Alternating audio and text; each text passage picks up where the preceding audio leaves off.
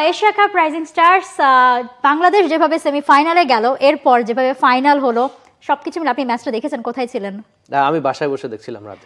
আমি অর্ধেক অফিসে দেখে গিয়েছিলাম, বাকিটা যখন বাইরে গেলাম আমি রাস্তায় ছিলাম, সো দেখার ওয়ে ছিল না। আমি তখন আমার কালিকে ফোন দিলাম যে আরেকজনকে, যে আচ্ছা ভিডিও কলে আমাকে একটু দেখানো হোক। লাস্ট মানে আমি তখন দেখছিলাম যে স্কোর কার্ডে বাংলাদেশ তো হেরেই গেছে, 7-8 উইকেট পড়ে গেছে আপনার, তখন তো আর কিছু নাই আসলে বাকি বাংলাদেশের। বাট এরপর হুট করে ঢুকে দেখি যে 4 বলে 4 রান দরকার।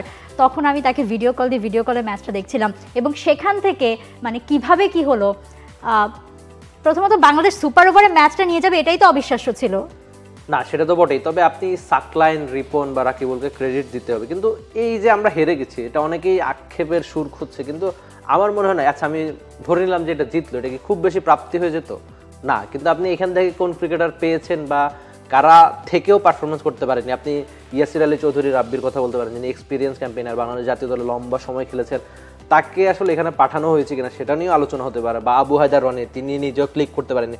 তবে আপনি যদি আক্ষেপটা পেরিয়ে প্রাপ্তির নামগুলো খোঁজেন, সেখানে রিপন মন্ডল, 2023 সালে রিপনের একটা ইন্টারভিউ আমি দেখছিলাম, পুরনো আর কি।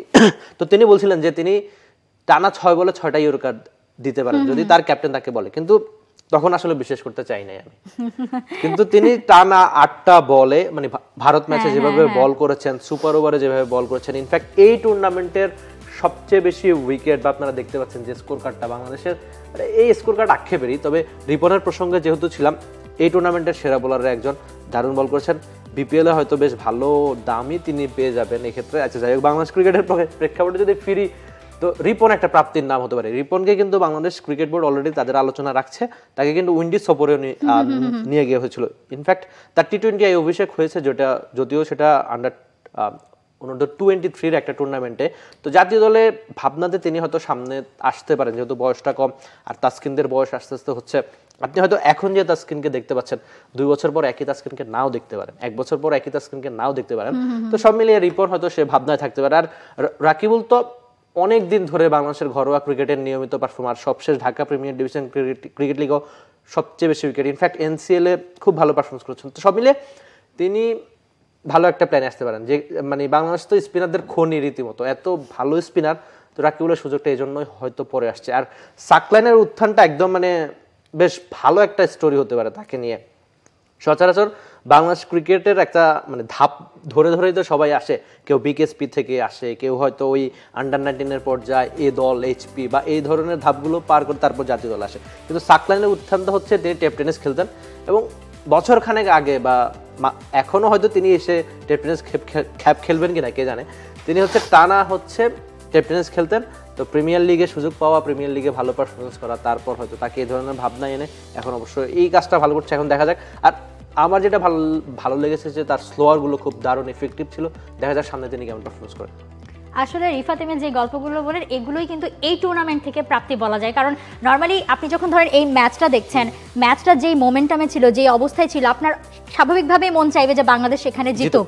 স্বাভাবিকভাবেই এত দূর পর্যন্ত গিয়ে একটা হারা ম্যাচকে টেনে তুলে নিয়ে জিততে, সুপার ওভারে নিয়ে গিয়ে সেখানেও মন চাইবে যে বাংলাদেশ আসলে জিতুক। কিন্তু সবাই কিন্তু বলছিল যে সুপার ওভারে গিয়ে জিসানের বল মিস করাটা আসলে সবচেয়ে বেশি বাংলাদেশকে ভুগিয়েছে, এবং সেই বলটাতে মনে বাংলাদেশ আসলে হেরে গিয়েছে ম্যাচটা। না, জিসান আলমও প্রচুর সমালোচিত হচ্ছেন। আর তার বাবা একজন ক্রিকেটার, বাংলাদেশ জাতীয় দলে খেলেছেন, জাহাঙ্গীর নাম। জিসান যে ধরনের ক্যাচগুলো মিস করেছেন সেটাই আক্ষেপের, কিন্তু তার বয়সও কম। আমি আরেকটু সুযোগ দেওয়ার বা আরেকটু দেখার পক্ষে এখনই তাকে একেবারে বাতিলের খাতায় ফেলে দেওয়ার কোনো মানে ইয়েরা। ইনফ্যাক্ট আপনি এর আগের যে বিপিএলটা হয়েছে, এর আগের বিপিএল এর ঠিক আগে একটা এনসিএল হয়েছে, সেখানে সিলেটে দারুণ ব্যাটিং করেছেন। কত 12টা বা 13টার মতো ছক্কা মেরেছেন, একটা টুর্নামেন্টে সেঞ্চুরি ছিল। বিপিএল এ যদি তিনি একটু ভালো করে ফেলতেন, তাহলে তাকে হয়তো জাতীয় দলের আলোচনা সবাই শুরু করে দিত। কিন্তু ওই একটা টুর্নামেন্ট খারাপ গেছে, বা এই টুর্নামেন্টটাও জিসানের খুব ভালো কাটেনি। কিন্তু তিনি যে ধরনের ব্যাটার, তাকেও আমি একটু সুযোগ দেওয়ার পক্ষে। আর ফ্রি হিটে মানে সুপার ওভারে আপনি যখন একটা বলে হোয়াইট বলে 5 পেয়ে যাবেন, আপনি ঠিক পরের বলে কেন এই কাজটা করতে যাবেন, কেন আউট হওয়ার চেষ্টা করবেন? বা আপনি বলতে পারেন যে ইয়াসির আলী চৌধুরী রাব্বি এমন এক্সপিরিয়েন্স ক্যাম্পেইনার, ভারতের বিপক্ষে তিনি কেন 1 রান দরকার, কেন এমন শট করতে? এই যে যখন দরকার তখন খেলা। এই আবার প্রশ্ন ছিল যে সাকলাইন ব্যাটিং এ মানে শেষ দিকে রিদমে ছিলেন, সেই কারণে কি সুপার ওভারে সাকলাইনকে নামিয়ে দেওয়া হলো ব্যাটারের পরিবর্তে? এটাই ব্যাখ্যা। মানে সাকলাইন হচ্ছে এই টাইপের ব্যাটার, খুব ভালো যে ওই ব্যাটিং তিনি করতে পারেন তা তো না, কিন্তু 2-1টা বলে পাওয়ার হিটিং বা পাওয়ার হিটার হয়ে যদি একটা দুটো বাউন্ডারি, সেটাই তো সুপার ওভারের কাজ। তো জিসানের এই বলে যদি বা ওই শটের ব্যাখ্যা আসলে কি, সেটা হয়তো তিনি জানেন। তো সব মিলিয়ে এগুলোই আক্ষেপের। কিন্তু আরেকটা প্রাপ্তির নাম হতে পারে হাবিবুর রহমান সোহান, যেভাবে তিনি exactly. সেঞ্চুরি করেছেন কিন্তু ধারাবাহিকতার অভাব, যেটা বাংলাদেশের অন্যান্য ব্যাটারের ক্ষেত্রে হয় আর কি। টুর্নামেন্টের সর্বোচ্চ রানের মধ্যেও মানে তার সেঞ্চুরিটা রয়েছে। হ্যাঁ, নাম্বার 3 তে। Exactly.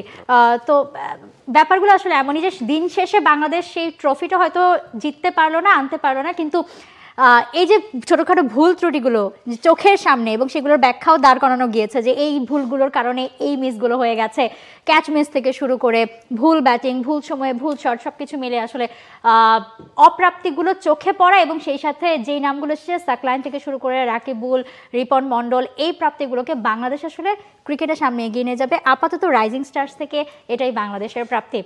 For more updates, subscribe to our YouTube channel and click on the bell icon. Follow us on Facebook and Instagram. Download T-Sports app to enjoy exciting games and highlights. Visit tsports.com.